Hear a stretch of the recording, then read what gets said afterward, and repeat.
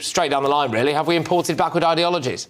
I would be a little bit careful with using the words backward ideologies. I think it only serves to stoke emotion and further heighten tensions. It allows communities to start resisting attempts at reform or social change.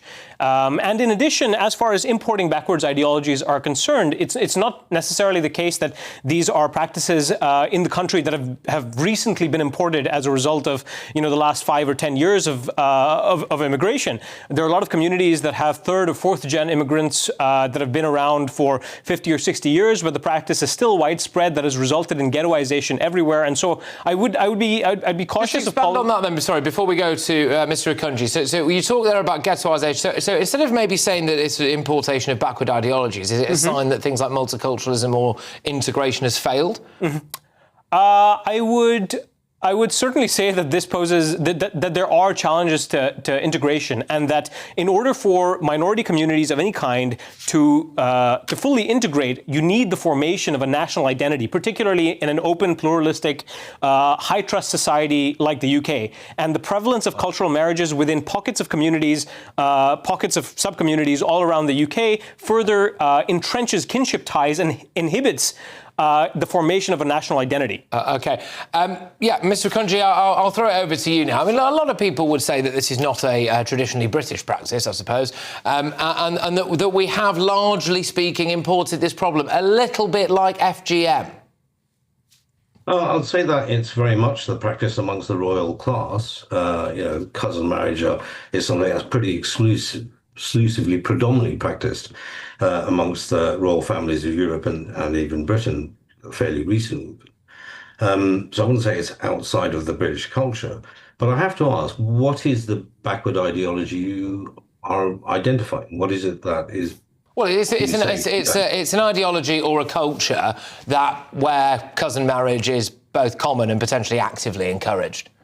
Sure. So if you want to talk about Islam doesn't prohibit cousin marriage. Christianity doesn't prohibit cousin marriage.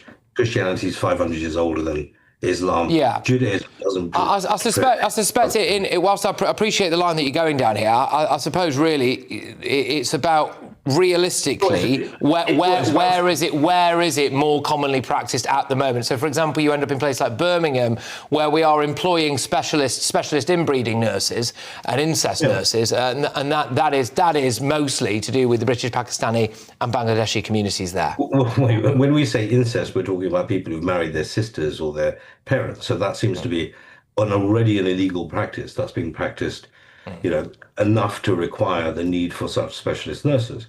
But if the issue is harm, and as you've raised the figures, that, in terms of certain congenital disorders, there's a doubling from 3% to 6%. It's a concern.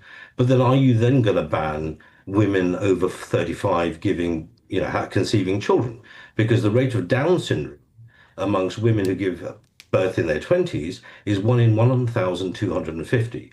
But if you are over 35, the rate is 1 in 85. So it's a far bigger problem in terms of women giving birth in their later years and the risk to the NHS and the carrying of those sort of congenital disorders than anything to do with cousin marriage is. And actually, about 20% of women who give birth nowadays are between 35 and 40. So if we're talking about solving a problem, which is a pressure on our NHS because of the horrible effects of congenital disorders, the bigger problem is conception and in the age group of 30 to 40. Okay. All right, fine. I'm going to play a little clip now, and this was originally from a Channel 4 documentary. I think most people will have seen this, which was done to highlight some of the damages that can be done as a result of first cousin marriage. So here's a little clip of it. Mohsin has a rare genetic disease which is gradually destroying his body.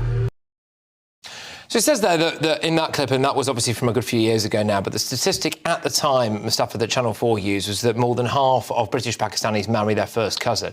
Is that a problem?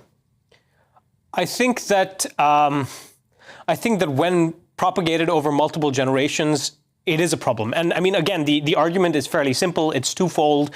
One is the sort of public health argument to reduce the burden on public resources, but also to improve the health of these often vulnerable and marginalized communities themselves. It is, in fact, in their interest to do so.